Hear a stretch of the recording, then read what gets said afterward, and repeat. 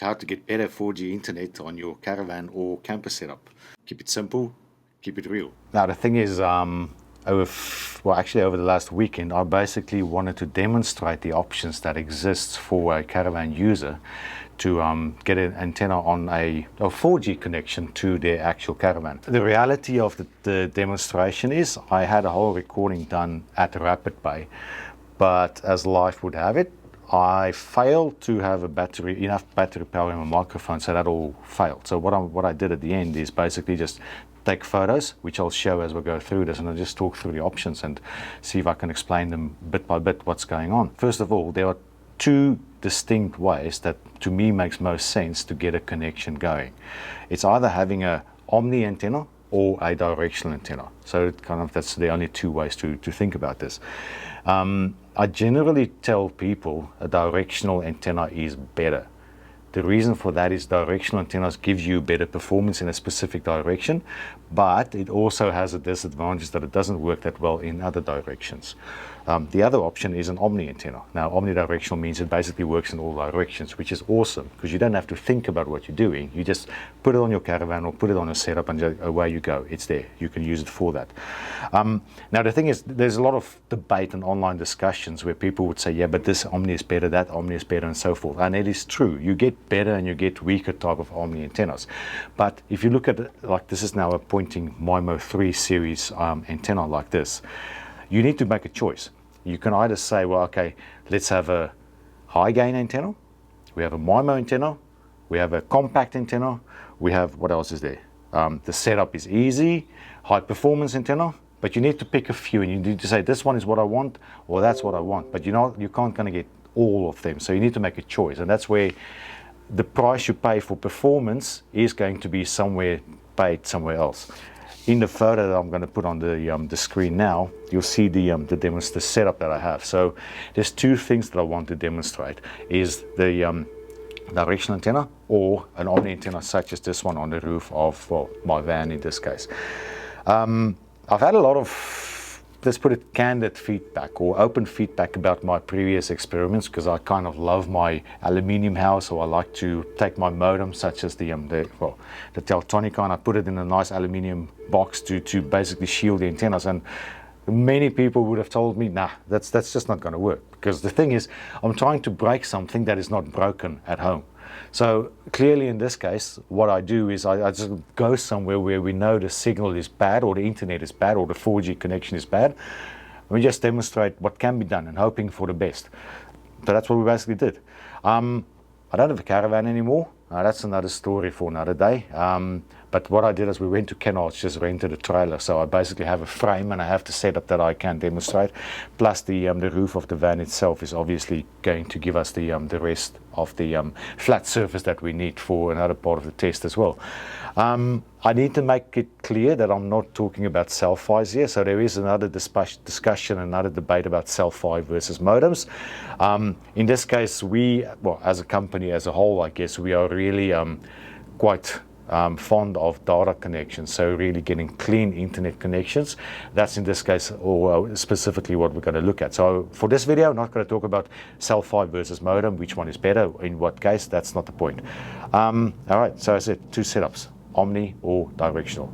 So the first one, the photo that I'm going to show there, is basically me putting a jockey wheel clamp, and I have this actual thing here. The noise is not too bad. Basically, a jockey wheel clamp, so something you could buy from a local stockist of Caravan's parts, or you could go to a hardware store, Bunnings, Modem 10 I think have these as well. Put that on your Caravan, just like the photo that I'm showing. So put it on the drawbar, or put it on the A-frame. I don't know what the word would be for your specific setup. I have also seen and heard, ever after I told people about the idea, that some people also put it at the back of their Caravan. So this is not the only way, but this is a very easy way. Just telling you, the whole setup that I made took me 8 minutes. So it's not a lot of time. And that's the first time when I actually also had to mount the bracket itself. All right, so that's that. Two things I got caught on. First of all, the actual, sorry about the noise, the actual size of that hole there needs to match your aluminium pole. It probably won't, so just take care before you go camping, before you go away, that you just check out the sizes, and if you need to be, get some spaces in there so that you can wedge it. As we go to Rapid Bay, I set it up for the first time in Rapid Bay, in my camping site, and I got stuck. So don't get caught like I did. The second thing there was, the actual screw itself, because everything is so tight and everything is so small, my screw was too long. So again, same thing, just do some preparation at home, probably work on the setup before you actually go to your camp. What else is there? Oh yeah, aluminium pole. I mean, this is just an example, but this is basically anything that you could buy from again, same place, Bunnings, Modem, wherever, a pool extension pole or a paint extension pole or something.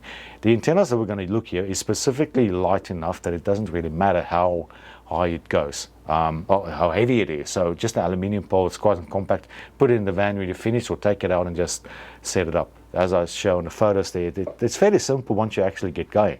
And then a choice of the antenna. So that to me was, it's a big choice, but actually it's quite simple, because the antenna that we use is the Pointing Export 2, which I had somewhere here. There we go. The Pointing Export 2 antenna. The thing by itself weighs only 900 grams. So that makes it a pretty good candidate for this type of setup.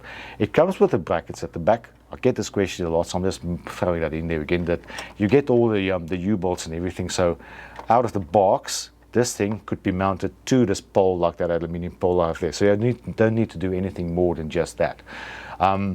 The simple one comes with cable, and we use the 5-meter one in this case. So cable is there, 2 cables as well. So simple antenna, good antenna, has been very successful in the 4G setups here in Australia, as well as overseas. And that's what I use on this photo that I show there as well. Now, okay, so that's basically the bits and pieces for directional antenna. There are ideas. I'm not going to promote this because it's obviously a bit of a hack, but sometimes you get the TV antennas on the roof that you can put upright and down, and a lot of people don't watch TV anymore. And I'm just going to put it out there as an idea that I've seen. Is people actually use that bracket to put an antenna on and put the antenna down again. Because the beauty of that is that thing also from the inside can turn. So I feel like a queen if I look at the screen here, but you kind of just you can rotate it from the inside of the van itself. And as I mentioned as well, there are ideas to basically have it mounted on the back of the van. So that's also not a silly idea at all. Some questions with this idea is definitely, the first one is, how do I know where to point? So you just have this nice directional antenna on your van. What do? First of all, put it high enough. So definitely make sure that you completely are clear of the actual obstructions that you would have on your roof. And if you have any immediate obstructions, maybe there's somebody with a much higher caravan right next to you, obviously try to get as high as possible. These poles allow you to go higher up, so that's quite handy. But how do you know where to go? How do you know where to point? I think the easiest way is just ask the locals, or look for the local obvious clues. In my case, we went to Rapid Bay, Normanville in our case, so man, I'm getting confused with my other dive sites. Rapid Bay is the place where I went. I know Normanville is the only place where there is a tower, so there's only one direction for me to go, and that is north for me. Same could be for you. So either check where the local towers are just by looking at it, or ask somebody, because like in the day we were there's a lot of people on the beach. Somebody would know where the most likely cell phone towers are. The second test is actually just guess and just test and just go for a complete, we call it a sweep. So sweep all around 360 degrees to see if you could find the actual best direction for your strongest signal. You need to look at the received signal power. Okay, so the thing there to remember, this is not a laser point. So this antenna is it's about 30 degree beam width, even more, actually 60 degrees. So there's a lot of tolerance. You can really move and see if you get something, and move again to another direction and see if you get something. Once you get to a point where you say this is better than the previous one, go back and then just find a spot that works for you. The last one is probably more technical, and that's look at the database. Now, looking at a database could give you a lot of precise information, like X degree north or X degree south, or whatever the case may be. You do need to have internet access, and you need to know where to look for this stuff. So ask towers, cell mapper, look at your local network operator on their database, look at the local regulatory database, ACMA in our case. That could all give you information that you need. it's good when you're in a desktop in the comfort of where you are at home to do that, but when you're out in the field, I personally would actually either look for it knowing where it should be or just hunt for it. It's going to cost you 5 minutes more, so it's not that crazy. No, that's a good question actually. There is on this one specifically, the RUT360 on a Teltonicos, there's 2 buttons on there. I've done this before, and I've done the first one. One is complete recycle, and then it means this whole thing is deregistering and re-registering on a network. So that's too much. You can just say retry, recycle. So there's a little button that says try again, and it's basically that's now on the Teltonica, which is really quite handy. So you can just move, say refresh. That's the word, refresh. So you can just press and refresh. On the Nighthawks, I think give it a few seconds, so probably 3 to 5 seconds, I would say, just make it move. Now that I think about this, probably is a good idea to first test that, because as you say, you might actually be lagging behind, so don't just go, no, you really would settle somewhere, have a look, see if it changes. If it changes, what does it do? Go back. And I would say 5 seconds just sounds like a good number. But probably patience is a virtue here. Just take your time. I wanted to see when I was at Rapid Bay, is it bad enough?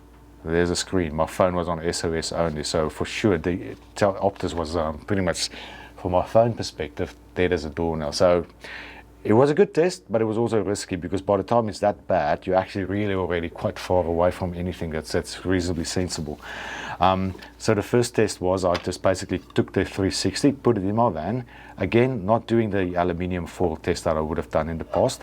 And I connected it with the cigarette lighter 12-volt supply, which is available on for this device, to get it connected. So that's something that you would use in the Caravan as well.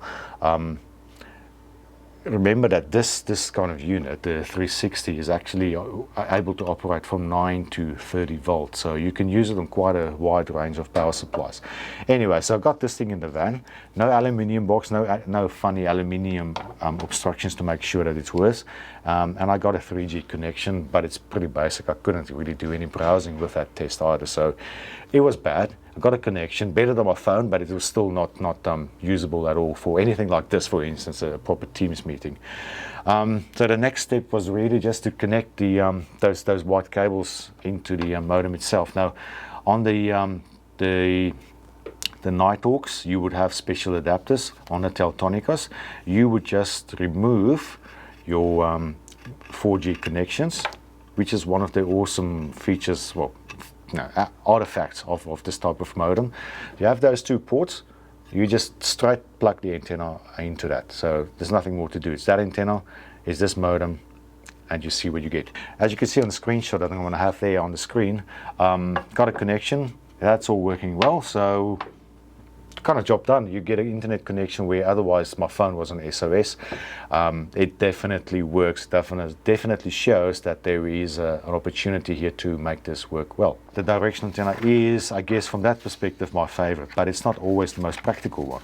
The alternative would be to go for an Omni antenna, and I'm going to use the MIMO 3s from Pointing as my my showpiece, just because they actually give you a bit more a few more options. And I have my pink Caravan here. This is kind of infamous by now, to just show the 2 explicit ways to mount them.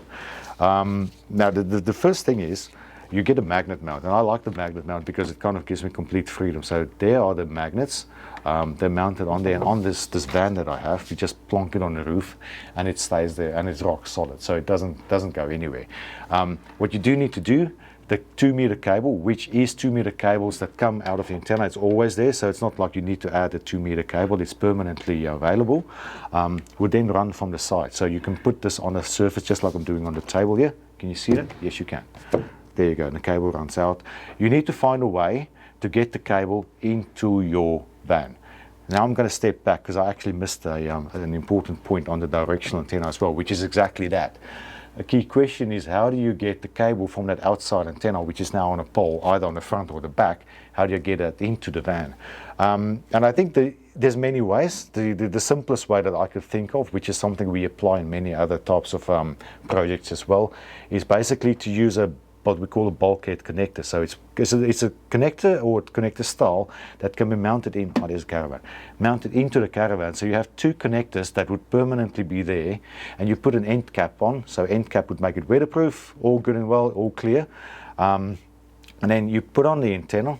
Oh, I can have this as my showpiece. Have the antenna, plug it in, or when you're not, then you remove the antenna, take it down, and just plug the sealers off. And on the inside of your Caravan, you can have permanent cable routing to where your modem is, and that would work. Well, it would be a permanent option that you can use whenever you have the need. The same would be for this one. So on this type of antenna, the cable would be outside and needs to have a way to get into the van. So the same type of idea, or indeed the same bulkhead connectors, could be suitable there. The other technique for the same antenna, and that is an option that is permanently, or that's always part of the antenna when you buy it, is to have what they call a spigot mount. Before I did these antennas, I didn't know that that is a real word, because it's my second language. Just go on the inside. You'll see there's a screw on the inside. The important there is the cable runs through the actual hole. So the cable runs through the hole on the inside, and then you can just run the cable to wherever you want your antenna to be. As I mentioned, the cable is part of the antenna, so you don't have to worry about it. It's there. And the connector on the antenna is the same connector on the other one, which will be the SMA connector that is connected onto your directly onto the modem, if it's a Teltonica or a similar modem. A major advantage of an Omni, first of all, is, I can bring this thing back, but the thing is with an Omni antenna, it's working in every direction. So the directional antenna, it's better in a specific direction, and it always will be superior in that direction, but in other directions it will be inferior. It will pretty much suck. Omni antenna, if it's a good antenna, like this one, I would dare say is a pretty good antenna. It works in all directions, no matter where you are, no matter how you parked, it'll always have a similar performance. So, and if you are moving, like in this case specifically, if you are traveling from A to B, you can have a modem connected. You can actually have this thing always operational, always on. There are other Omni antennas that you actually have to set up and set and take down every time you travel. So the work gets more, and it's not going to give you that option to actually travel from A to B.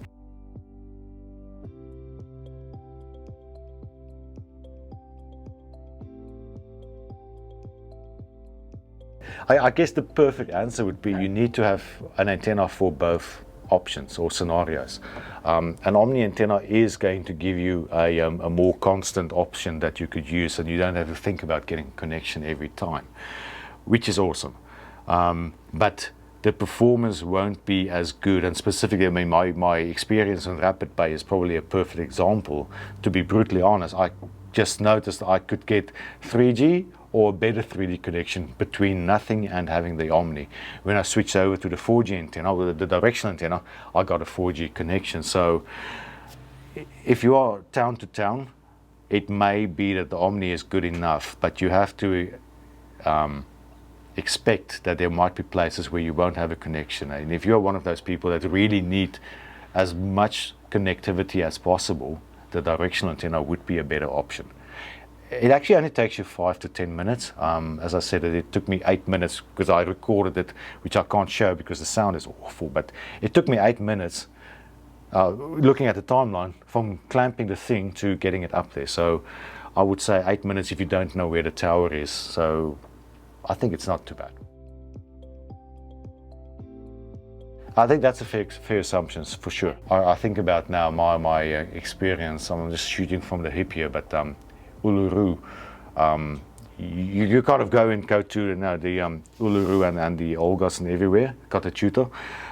There's only one place where the tower is going to be. That's at the original place. So you always go back to the visitor center for every type of connectivity you need. So for sure, it's likely that there would only one place that you can point to, but it would be different on different places. So probably check with the visitor center. Actually, that's a good point, because they might tell you where the towers are. They should be able to help people. So I think, other than that, if anybody has any questions or comments, do let them know underneath.